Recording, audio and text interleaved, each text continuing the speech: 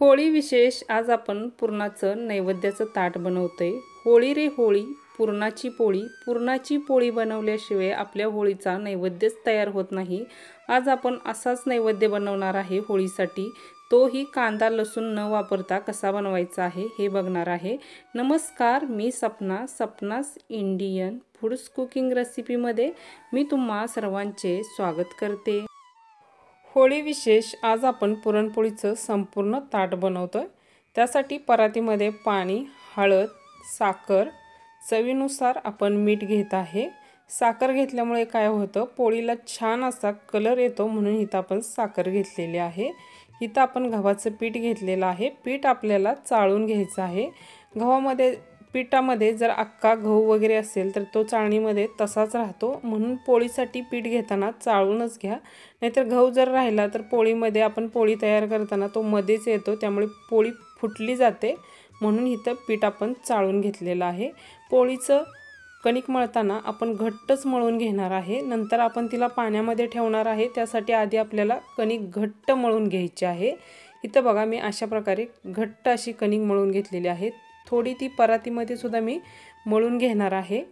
1 ते 2 मिनिट मळायची। इथं बघा, अशा प्रकारे आपण कणिक तयार करून घेतलेली आहे। इथं आपण पिण्याचं पाणी घेतलेलं आहे, त्यामध्ये अशी 15 मिनिट कणिक आपण भिजायला ठेवणार आहे। त्यामुळे कणिक सैलसर होते आणि पोळ्या चांगल्या तयार होतात, म्हणून इथं कणिक आपण भिजवण्यासाठी ठेवलेली आहे। पोळीसाठी पुरण तयार करूया। त्यासाठी इथं आपण 1 पेला एवढी डाळ घेतलेली आहे। डाळ निवडून घ्यायची। डाळीमध्ये थोडे थोडे डाळीचे टलपारा असतात, ती निवडून घ्यायची। 3 पाण्याने स्वच्छ धुवून घेतलेली आहे। इथं मी कुकर घेतलेला आहे। स्वच्छ धुतलेली डाळ कुकरमध्ये घालून घ्यायची।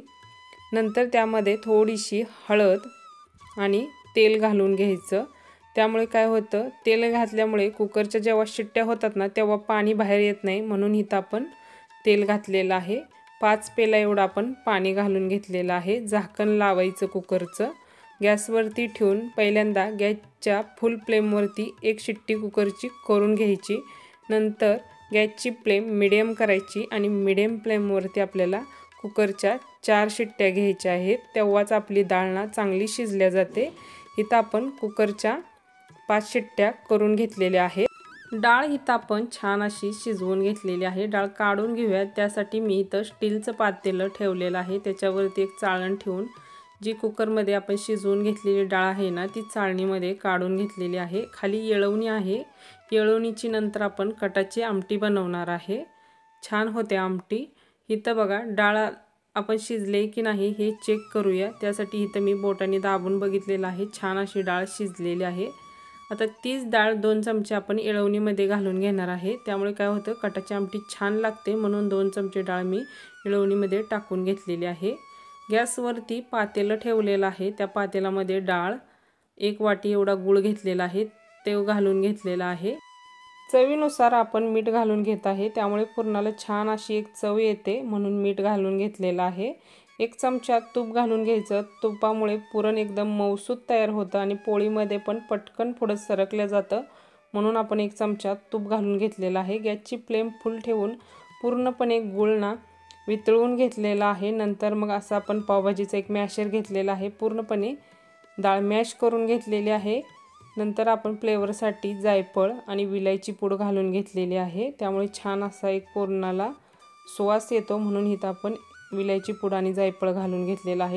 स्टीलचं पातेलं, त्याच्यावरती एक पुरणाची जाळी ठेवून त्यामध्ये पुरण ठेवलेलं आहे। पेल्याने असं घसकुटून घ्यायचं, म्हणजे पुरण लगेच तयार होतं। पहिल्यांदाच आपण पावभाजीच्या मॅशरने पूर्णपणे डाळ मॅश करून घेतले होते, त्यामुळे इथं 5 मिनिटात आपलं पुरण तयार झालेलं आहे।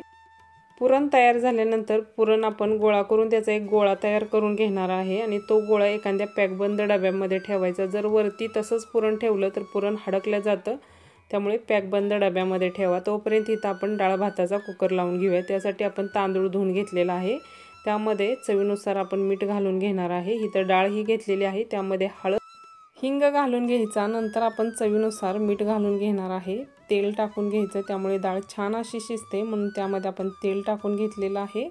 कुकरमध्ये आपण पाणी खाली ठेवलेलं आहे, त्यामध्ये आपण पहिल्यांदा भाताचा डबा नंतर डाळीचा डबा लावलेला आहे।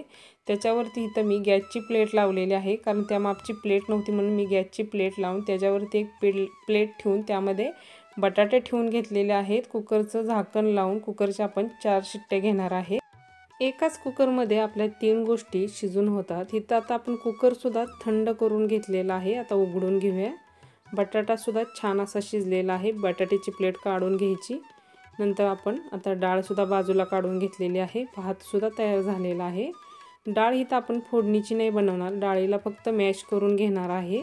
त्यामध्ये फक्त गरम पाणी थोडंसं मी घालून घेणार आहे, म्हणजे आपली डाळ तयार झालेली आहे। आता आपण भाज्याचं पीठ तयार करून घेऊया। त्यासाठी इथं आपण बेसन पीठ घेतलेलं आहे, त्यामध्ये थोडी हळद, थोडं जिरं चुळून घालायचं, त्यामुळे भजी छान लागतात म्हणून मी इथं जिरं चुळून घातलेलं आहे।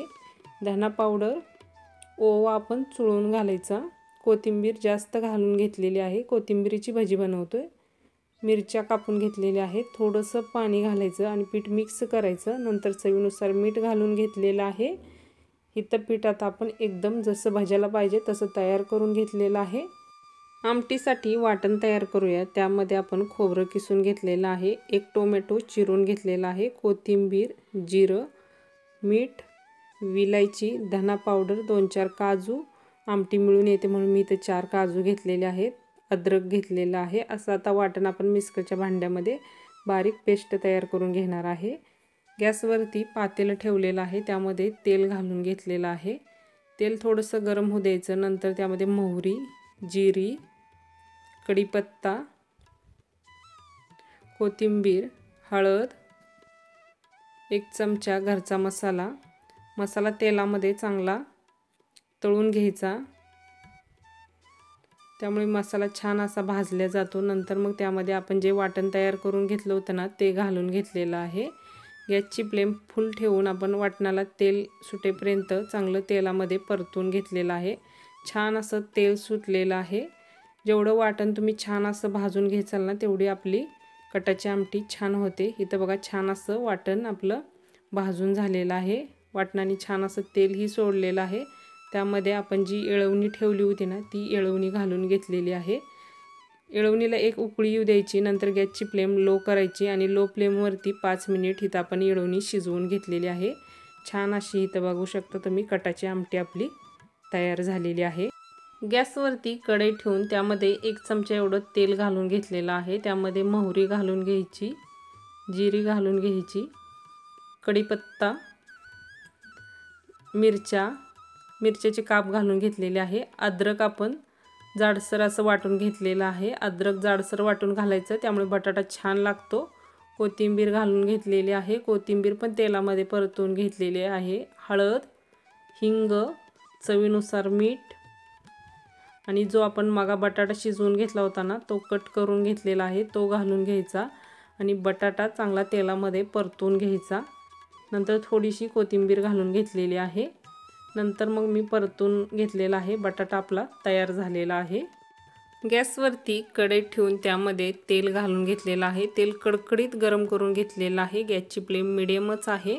त्यामध्ये कुरुडी घालून कुरुडी आपण तेलामध्ये चांगली तळून घेतलेली आहे। त्याच तेलामध्ये आपण पापड पण तळून घेत आहे। पापड पण आपला छान तळलेला आहे। नंतर मग त्याच तेलामध्ये आता आपण भजी तळून घेणार आहे। त्यासाठी इथं आता आपण भजी सोडून घेऊया आधी।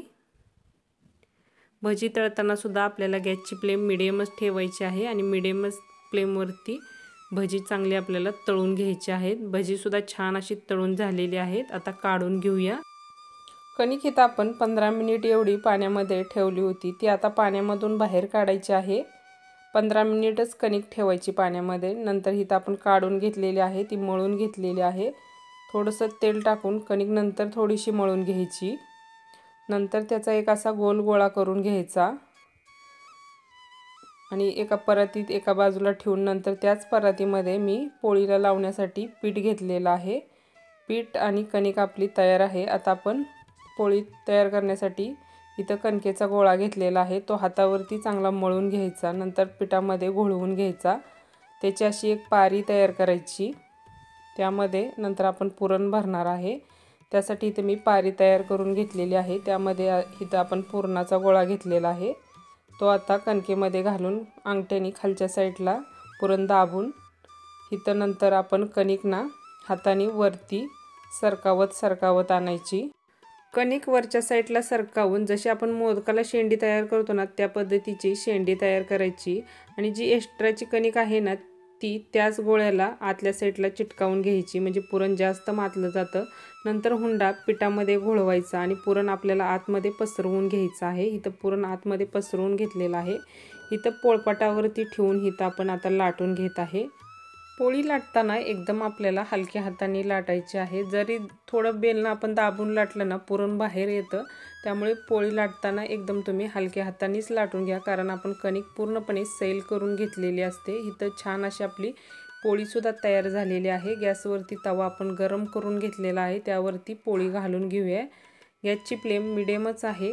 1.5 मिनिट पोळीला थोडेसे असे बबल येऊ द्यायचे आहेत। नंतर मग साईड आपल्याला पलटून घ्यायची आहे। पोळीची साईड पलटवल्यानंतर तिला इथं मी तेल लावून घेत आहे। या ठिकाणी जर तुम्हाला तूप लावायचं असेल तर तूप लावा।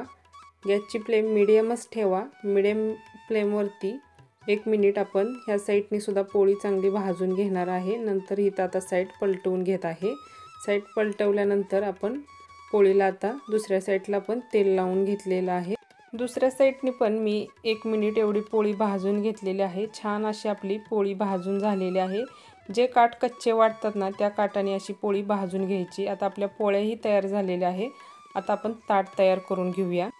कांदा लसूण न वापरता आपण होळीसाठी नैवेद्याचं ताट बनवलेलं आहे। त्या ताटामध्ये आपण बटाटा, कटाची आमटी, दूध, पुरणपोळी, कुरवडी,